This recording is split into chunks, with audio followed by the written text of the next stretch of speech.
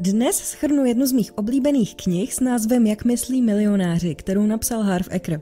V knize hovoří Eker o 17 hlavních rozdílech mezi bohatými a chudými lidmi. Pamatujte, že když říkám milionář, myslím tím ty, kteří si vydělali své jmění legálními, etickými a morálními způsoby. A když řeknu chudý, nechci je tím nějak dělat méněcennými. Ve skutečnosti jsem většinu svého života byla chudší než většina z vás, kteří sledujete toto video. Když mluvím o chudých lidech, mám na mysli jejich myšlení. Počítač nebo telefon, který používáte, má dvě hlavní části. Hardware a software. Podobně mají dvě hlavní části lidé. Své fyzické tělo a svou mysl. Mysl člověka je jeho softwarem. Pokud s hardwarem, jakým je například klávesnice nebo obrazovka, není něco v pořádku, můžeme ho snadno vyměnit. Ale pokud máte problémy se softwarem, je zařízení nepoužitelné. Je to stejné jako u lidí. Pokud máte myšlení chudého člověka, nemůžete být bohatí. Tato kniha vám pomůže aktualizovat software na bohatou verzi. Rozdíl číslo 1. Bohatí lidé myslí na obojí, chudí lidé myslí buď a nebo. Chudí lidé mají pocit, že toho není dostatek a že nemůžete mít všechno. Bohatí lidé si myslí, že pro každého je tu spousty a vy můžete mít vše, co opravdu chcete. Chudí lidé věří v nedostatek. Bohatí lidé věří v hojnost. Chcete úspěšnou kariéru nebo blízký vztah se svou rodinou? No a co takhle obojí? Chcete se soustředit na podnikání nebo se bavit a hrát si? A co takhle obojí? Chcete blondýnku nebo brunetku? A co takhle obojí? To poslední byl vtip, ale určitě jste pochopili tu hlavní myšlenku. Bohatí lidé vždy chtějí obojí, chudí vždy jen to jedno. Chudí lidé vidí svět jako dort a věří, že si každý vezme plátek a dort bude brzy pryč. Za to bohatí lidé vidí svět jako švédské stoly. Jakmile něco dojde, servírka to doplní a můžete si dát, kolik jen ráčíte. Chudí lidé věří, že si musí vybrat mezi penězi a ostatními aspekty života. Musíte si vybrat mezi penězi a štěstím? Ne, samozřejmě, že ne. Peníze jsou důležité a stejně tak je důležité i štěstí. Můžete mít obojí. Mnoho lidí má negativní postoj k bohatství. Myslí si, že když zbohatnete, stanete se zlými. Proto si myslí, že si musí vybrat mezi tím, jestli být bohatým nebo laskavým člověkem. Takže se rozhodli být laskaví a zůstat na mizině. Pravděpodobně jste slyšeli někdy někoho říkat, ten člověk se hodně změnil po té, co zbohatl. Nebo peníze toho člověka dost změnily. Já opravdu věřím, že peníze vás nezmění. Peníze z vás dělají více tím, kým již jste. Pokud jste laskavý člověk, peníze z vás dělají bohatého laskavého člověka. Pokud rádi pomáháte jiným lidem, peníze vám dávají možnosti pomoci ještě více lidem. Na druhou stranu, pokud jste blbec, tak vás peníze dělají bohatým blbcem. Pokud po zbohatnutí děláte zlé věci, znamená to, že jste již byli zlí. Peníze to akorát ukázaly. Rozdíl číslo 2. Bohatí lidé se stotožňují s pozitivními a úspěšnými lidmi. Chudí lidé se stotožňují s negativními nebo neúspěšnými lidmi. Jednoduše řečeno, pokud chcete létat s orly, neplavte s kachnami. Pokud je vaším cílem být bohatými, pak se učte od bohatých lidí, setkávejte se s bohatými a úspěšnými lidmi a použijte je jako model. Dělejte to, co dělají oni. Přečtěte si to, co čtou oni. Existuje důvod, proč jsou bohatí. Například chcete-li vytvořit úspěšný kanál na YouTube, najděte si úspěšné kanály s podobnou tématikou a prostudujte to, co dělají. Podívejte se, jaký typ obsahu vytvářejí, jak dlouhá jsou jejich videa a jaký styl používají. Pokud uděláte přesně to samé a budete mít totožné myšlení, je pravděpodobné, že dosáhnete velmi podobných výsledků. Když dávám lidem tuto radu, často se velmi rozzuří a řeknou, takže chcete, abych jen kopíroval ostatní lidi? Chcete, abych byl neoriginální? Chcete, abych jen vykrádal práci jiných lidí? Ne, nic z toho neříkám. Z nějakého důvodu dnes lidé chtějí být Markem Zuckerbergem a vymyslet další Facebook. Pokud jste obyčejný člověk jako já, máte větší šanci uspět tím, že si vezmete příklad z již úspěšných lidí, a to neznamená, že jste neoriginální. Pokud se například rozhodnete vytvořit souhrn přesně stejné knihy, kterou nyní shrnuji, použijete přesně stejný formát animace, jaký nyní používám, použijete totožnou hudbu na pozadí, váš obsah bude stále jedinečný, protože máte jedinečný hlas a máte jedinečný způsob vysvětlování věcí. I když uděláte totéž, váš obsah bude stále jiný než můj. Mimochodem pravděpodobně jste si všimli, že už existovalo mnoho kanálů, které dělali přesně to samé, když jsem tento kanál spustila, ale přesto tento kanál vyrostl. Nechápejte mě prosím špatně, nesnažím se chlubit sama sebou nebo říkat, podívejte, jak skvělý je můj kanál. Důvod, proč o sobě mluvím, je ten, že se spolu jednoduše dokážeme spojit. Pokud vám dám příklad od zakladatele společnosti Amazon, Jeffa Bezose, bude pro vás pravděpodobně těžké se vcítit do jeho příběhu. Ale vy a já jsme dva prostí lidé, kteří se snaží zdokonalit. Další stížnost, kterou často slýchávám, je, že lidé kolem sebe nemají bohaté lidi. Tak jak se jimi mají obklopit? Podívejte se, nemusíte je mít kolem sebe. Můžete si jednoduše najít úspěšné lidi a přečíst si jejich knihy nebo sledovat jejich videa. Nemůžete se zeptat Arnolda Schwarzeneggera, aby se s vámi setkal a vy ho mohli pozorovat a dostat se do formy. Ale má spoustu videí a napsal knihu. Proč si tedy nepřečíst jeho knihu a nesledovat jeho videa? Já osobně nemám žádné bohaté přátele. Autoři těchto typů knih jsou pro mě mými bohatými přáteli. Setkávám se s nimi čtením jejich knih, sledováním jejich videí a posloucháním jejich podcastů. Rozdíl číslo 3. Bohatí lidé vědí, co chtějí a jsou odhodláni toho dosáhnout. Chudí lidé jen chtějí být bohatí. Představte si, že se svým kamarádem trávíte čas v centru města a chcete si dát bagetu. Váš kamarád přijde ke stánku a řekne: Dobrý den, chtěl bych si koupit bagetu, prosím dejte mi 1 bagetu. S největší pravděpodobností bude prodejce za stánkem zmatený a zeptá se, jakou bagetu váš kamarád chce, protože mají mnoho druhů baget. Jedná se přesně o stejný přístup, který mají chudí lidé, když chtějí zbohatnout. Chtějí být prostě bohatí, ale nevědí, jak pro ně vlastně bohatý život vypadá. Pokud nevíte přesně, co chcete, tak vám prodavačka dá bagetu, kterou vybere a vy s ní jednoduše odejdete. Představte si, že přijdete a řeknete: Dobrý den, chci tu nějakovou bagetu s uzeným sýrem, ale nechci tento typ pečiva. Dejte mi prosím tmavou bagetu se slunečnicovými semínky. Bez cibule přidejte okurku, rajčata a opečte to. Hádejte, co se stane. Prodavačka vám dá přesně to, o co jste jí požádali. Bohatí lidé neposílají smíšené zprávy. To dělají chudí lidé. Hlavním důvodem, proč většina lidí nedostává to, co chtějí, je to, že nevědí, co chtějí. Nevědí, kam míří. Je to, jako by řídili Ferrari bez navigace. Říkám Ferrari, protože naše mozky jsou silné, tak jako Ferrari. Ale pokud nevíte, kam jedete, dojde vám uprostřed ničeho benzín. Musíte vědět, jak pro vás ten bohatý život vypadá a musíte mít plán, jak se k němu dostat. Například pro mě bohatý život znamená mít svobodu a nepracovat. Chci mít možnost vzít si taxík kdykoliv chci. Nerada jezdím veřejnou dopravou, kde se spotím, obzvláště když jedu na nějaké důležité setkání. Když jdu do restaurace, chci mít tu možnost otevřít menu a vybrat si cokoliv, aniž bych se nejprve podívala do sloupce cen. Chci mít možnost vzít své rodiče 2krát ročně na pěknou dovolenou. Chci, abych mohla pomoci lidem kolem mě v případě finančních potíží. Chci mít možnost se probudit v úterý v 11 hodin ráno a jít se projít do parku a jen dýchat. Chci mít možnost jít uprostřed dne do posilovny a vrátit se, kdykoliv se mi zachce. Je to jen několik příkladů z mého bohatého života. Rozdíl číslo 4. Bohatí lidé jsou ochotní propagovat sebe a svou hodnotu. Chudí lidé o prodeji a propagaci smýšlejí negativně. Vysvětlím to následovně. Kdybyste měli lék na nějakou nemoc, skryli byste ho před člověkem, který by tuto nemoc měl? To si nemyslím. Stejným způsobem, pokud si myslíte, že to, co nabízíte, může skutečně lidem pomoci, je vaší povinností to propagovat. Tím, že to nepropagujete, lidem ve skutečnosti škodíte. Možná, že produkt, který prodáváte, je produkt, který mi může změnit život. Ale pokud ho nepropagujete, ztrácím šanci svůj život změnit. Odpor k propagaci je jednou z největších překážek úspěchu. Lidé, kteří mají problémy s prodejem a propagací, jsou obvykle na mizině. Možná se vám slovo prodej nelíbí, ale pravdou je, že většina skvělých lidí, které znáte, byli skvělými prodejci. Ježíš byl skvělý prodejce, Gandhi byl prodejce, matka Teresa byla prodejkyní, T.G. Masaryk byl skvělým prodejcem. Kdyby to nebyli skvělí prodejci, nevěděli byste o nich.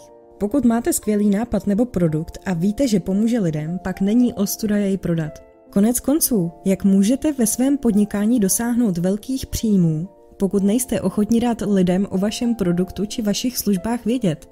Ať děláte jakoukoliv práci, musíte být dobrý v prodeji a propagaci. Téměř každý aspekt našeho života zahrnuje prodej. Například, když se snažíte přesvědčit partnera, aby místo nakupování šel do restaurace, prodáváte.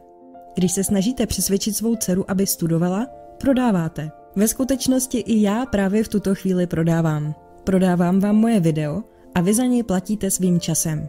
Platíte minutami svého života. A já se nestydím za to, že vám prodám své video. Nestydím se to propagovat a žádám vás, abyste stiskli tlačítko like a přihlásili se k odběru, protože vím, že nápady z těchto typů knih vám mohou opravdu pomoci změnit vaše myšlení.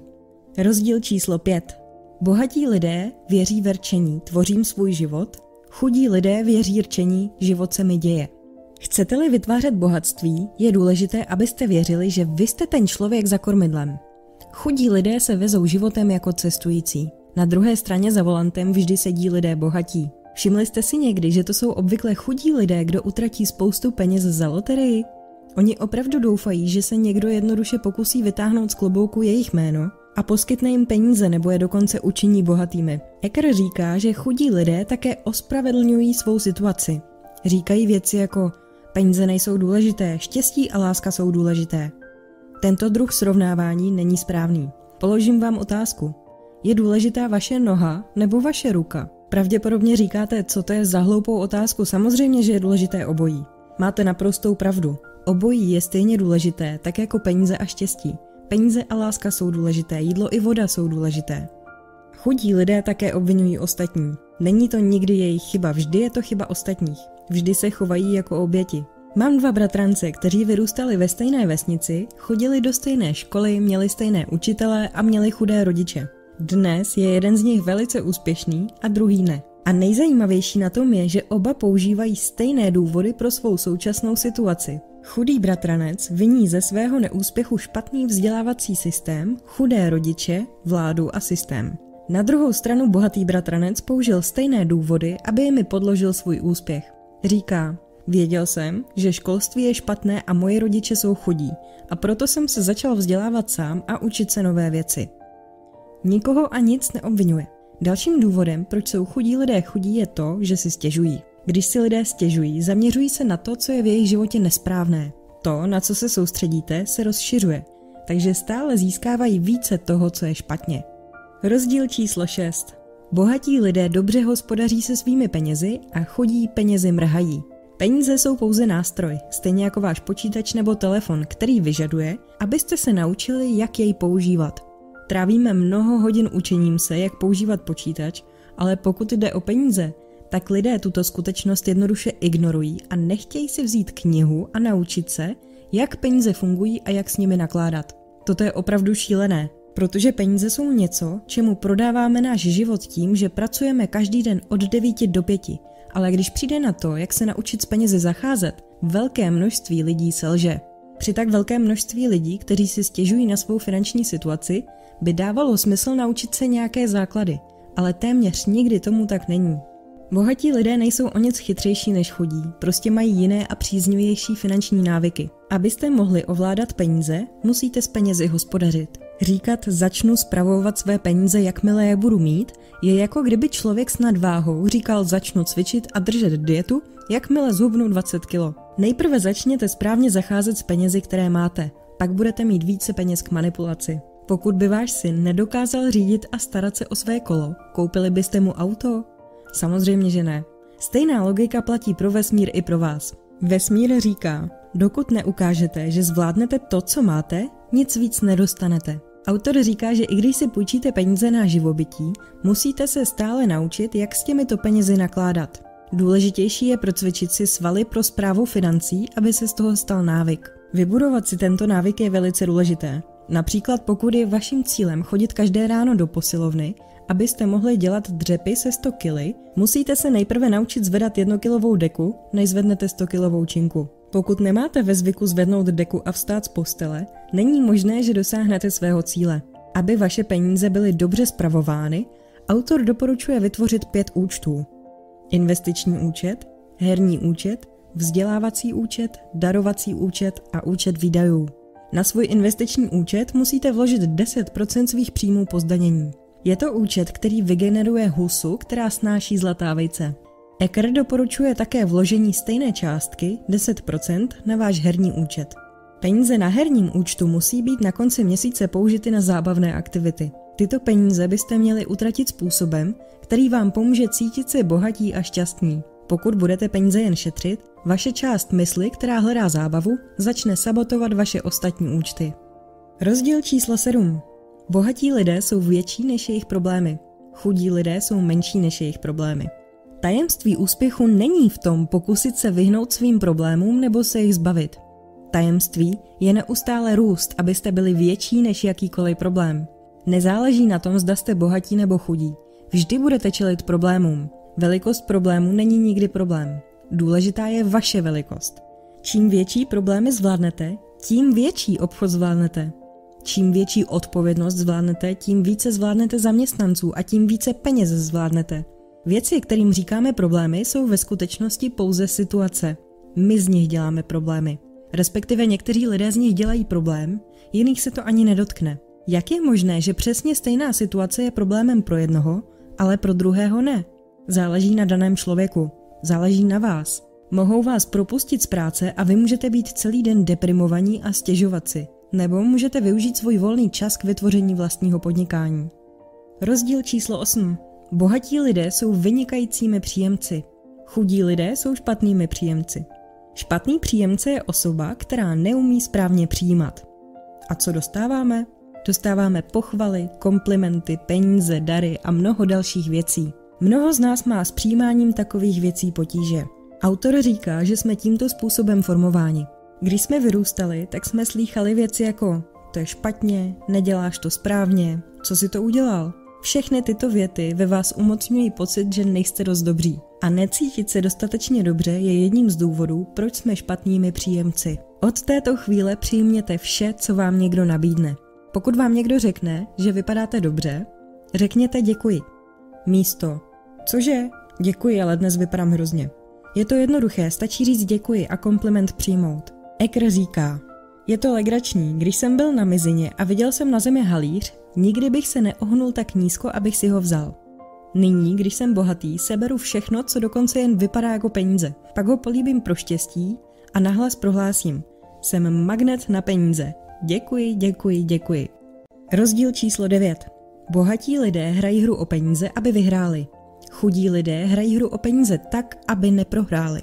Ve sportu jen těžko vyhrávají týmy, které hrají pouze defenzivně, bez útoku.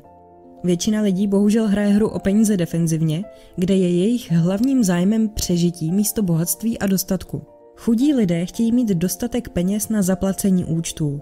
Záměr je velmi důležitá věc a když máte v úmyslu mít dostatek peněz na to, abyste pouze zaplatili své účty, hádejte, co se stane. Přesně tolik budete mít, nic víc. Musíte mířit vysoko, musíte mířit na hvězdy, abyste mohli zasáhnout alespoň měsíc. Autor říká, že pokud je vaším cílem pohodlí, je pravděpodobné, že nikdy nezbohatnete. Ale pokud je vaším cílem být bohatý, skončíte ve velkém pohodlí. Rozdíl číslo 10. Pro bohaté lidi jejich peníze tvrdě pracují. Chudí lidé tvrdě pracují pro své peníze. Ekr říká, souhlasím, že pro peníze musíte pracovat, ale pro bohaté lidi je tato situace jen dočasná. Pro chudé lidi je to nekonečné. Bohatí lidé věří, že aby pro vás vaše peníze tvrdě pracovaly a zaujali vaše místo, musíte nejprve tvrdě pracovat vy sami. Vědí také, že čím více budou jejich peníze pracovat, tím méně práce budou muset dělat oni sami. Hlavním cílem by mělo být stát se co nejdříve finančně svobodným. Ekr definuje finanční svobodu jednoduchým způsobem. Finanční svoboda je schopnost žít životní styl, po kterém toužíte, aniž byste museli pro peníze pracovat nebo se spoléhat na kohokoliv jiného. A jak je to možné? Potřebujete pasivní příjem. Stručně řečeno, finančně svobodnými se stanete, když váš pasivní příjem přesáhne vaše výdaje. Mnoho lidí nedokáže rozlišovat bohatství a finanční nezávislost. Myslí si, že nejprve musíte být bohatí, abyste se následně stali finančně svobodnými. Ale to není pravda. Finanční svoboda je na prvním místě, protože je jednodušší a rychlejší ji dosáhnout. Položím vám otázku. Je snadnější vylézt po žebříku, který má jen 10 příček, nebo po žebříku, který má příček 1000? Samozřejmě, že žebřík o 10 příčkách je jednodušší, že? Použitím této analogie můžeme říci, že stát se finančně svobodným je jako lezení po žebříku, který má 10 příček, a zbohatnutí je jako lezení po žebříku, který má příček 1000. Nejprve zkuste jednodušší cíl a staňte se finančně nezávislými. Finanční svoboda znamená dostatek pasivního příjmu k pokrytí všech vašich výdajů. Jakmile přijde pasivní příjem a nebudete muset pro nikoho pracovat, můžete tento volný čas využít ke zbohatnutí. Ekr říká, že na svém semináři si jedna ze studentek uvědomila, že kdyby svůj byt pronajala a přestěhovala se do levnějšího bydlení, její pasivní příjem z nájmu by stačil na pokrytí všech jejich výdajů a navíc by mohla nějaké peníze ušetřit. A přesně to udělala. Pronajala svůj byt, přestěhovala se na levnější a exotičtější místo a stala se finančně svobodnou. Teprve poté začala budovat své podnikání a bohatství.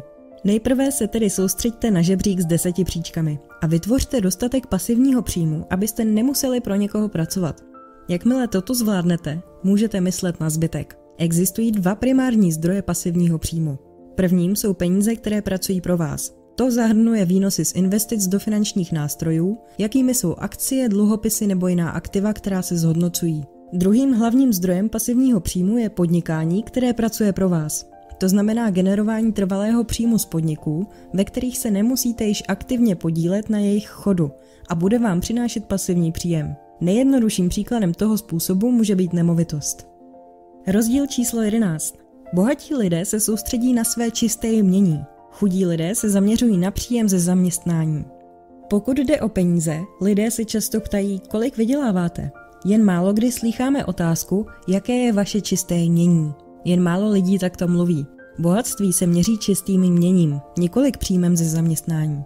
Vždy to tak bylo a vždy to tak bude. Chcete-li zjistit své čisté jmění, musíte pouze sečíst hodnotu všeho, co vlastníte, spolu s hotovostí a investicemi, jakými jsou akcie, dluhopisy, nemovitosti, současná hodnota vašeho podnikání, pokud nějaké máte, a také hodnotu vaší rezidence, pokud ji vlastníte.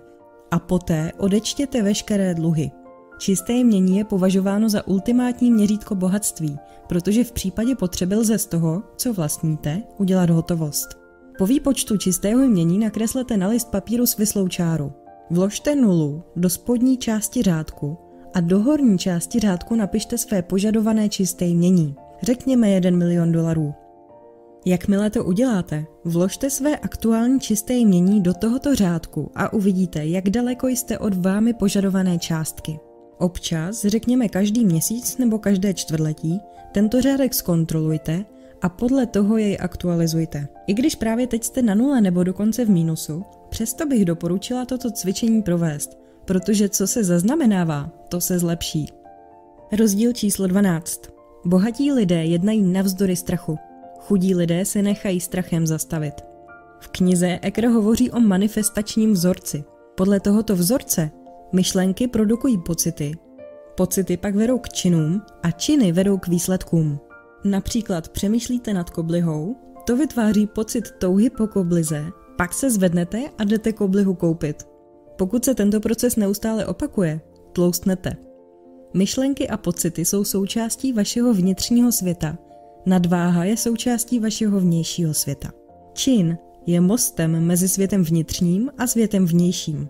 Pokud nedojde k žádnému činu, pak jsou vaše myšlenky a pocity z toho, že jste bohatí, k ničemu. Mnoho lidí čte tyto typy knih za účelem zbohatnutí, ale většina z nich nepodniká patřičné kroky a neuplatňuje to, co se naučili. Nejde o to, kolik knih jste přečetli, ale o to, kolik z těchto knih použijete v reálném životě. Číst, ale nic nečinit, je jako sledovat celý den na Facebooku obrázek dívky, která se vám líbí, místo toho, abyste šli a promluvili si s ní. Pokud je čin pro dosahování úspěchu tak zásadní, co nám brání v provádění těchto činů? Strach. Strach, pochybnosti a obavy jsou nejčastějšími překážkami nejen úspěchu, ale také štěstí. Jedním z největších rozdílů mezi bohatými a chudými lidmi je to, že bohatí jsou stále ochotní jednat, i když cítí strach, i když je to pro ně nepohodlné. Na druhé straně se chudí lidé nechávají strachem zastavit. Nechtějí se cítit nepohodlně. Pokud jste ochotni dělat pouze to, co je pohodlné, život bude nepohodlný. Ale pokud jste ochotni dělat to, co je nepohodlné, život bude poměrně pohodlný. Strach a nepohodlí by vás neměli zastavit. Strach je produkt vaší mysli. Vaše mysl je detektor strachu, ne detektorem úspěchu. Ve chvíli, kdy začnete dělat něco nepohodlného, vaše mysl vám ukáže desítky strašných případů, jen aby vás zastavila. Naše mysl je největším spisovatelem hororových scénářů. Cvičení a zvládání vlastní mysli je nejdůležitější dovednost, jakou byste kdy měli ovládat. Pokud se chcete naučit ovládat svou mysl, doporučila bych vám začít meditovat a číst knihu s názvem Síla přítomného okamžiku, kterou jsem na tomto kanále také shrnula. Je zde také video o tématu zvládání vašich obav, kterému jsem se věnovala ve shrnutí knihy Myslete velkoryse od Davida Schwartze. Na obě videa najdete odkaz v popisku. Rozdíl číslo 13. Bohatí lidé se neustále učí a rostou. Chudí lidé si myslí, že to již znají. Ecker říká, že 2 nejnebezpečnější slova jsou to vím. Otázkou je, jak víte, že něco víte. Zde je odpověď. Pokud to zažijete, víte to. Jinak jste o tom jen slyšeli, četli jste, nebo o tom mluvíte, ale nevíte to. Upřímně řečeno, pokud nejste bohatý a šťastní, existuje velká šance, že stále existuje spousta věcí, o kterých se můžete dozvědět. Peníze, úspěch a život. Zvažte to, že pokud nejste tak úspěšní, jak byste chtěli být, pak existuje něco, co nevíte. Pokud nejste bohatí, znamená to, že existuje spousta nových věcí, které se musíte naučit a uplatnit. Pokud budeš dělat to, co jsi vždy dělal, budeš nadále dostávat to, co jsi vždycky měl. Než se přesuneme ke zbývajícím 4 rozdílům, ráda bych zmínila, že jsem je již dávno pokryla v jiném videu. Místo toho, abych o nich znovu mluvila, rozhodla jsem se, že toto video sem teď připojím, aby byla kompletní kniha v jednom videu. Užijte si poslední 4 rozdíly. První rozdíl. Bohatí lidé přemýšlí ambiciózně, chudí ne. Nakupovali jste někdy potraviny stylem, že jste strávili několik hodin v různých obchodech, abyste našli nejlevnější zboží a ve výsledku tak ušetřili 50 nebo 60 korun? Pokud ano, pak myslíte jako chudý člověk. Mrzí mě, že to říkám, ale hned to vysvětlím. Samozřejmě není nic špatného na tom chtít ušetřit na nákupech, ale to se mění ve chvíli, kdy je to na úkor vašeho času. Pokud strávíte 1 hodinu hledáním nejlevnějších pomerančů nebo rajčat, abyste ušetřili 20 korun, pak je hodnota jedné vaší hodiny 20 korun. V porovnání s předchozím příkladem, bohatým lidem nejde o uspoření 20 korun. Oni si uvědomují hodnotu času a neustále přemýšlí nad projekty a novými věcmi, které můžou dělat, aby hodnota jedné jejich hodiny měla cenu 2000 nebo i 20 000 korun. Druhý rozdíl.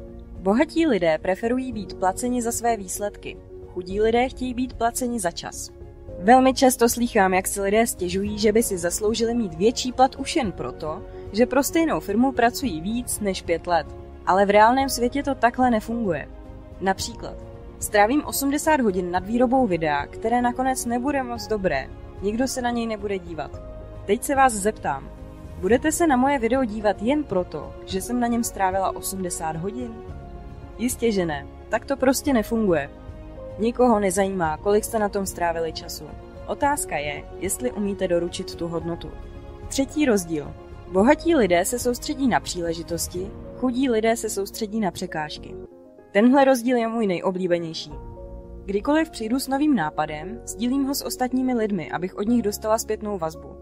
A jen velmi vzácně najdu někoho, kdo by upozornil na chyby a zároveň vyzdvihl příležitosti, které můj nápad přináší. Většinu času slyším lidi říkat, že můj nápad neuspěje. A takhle přemýšlí chudí lidé.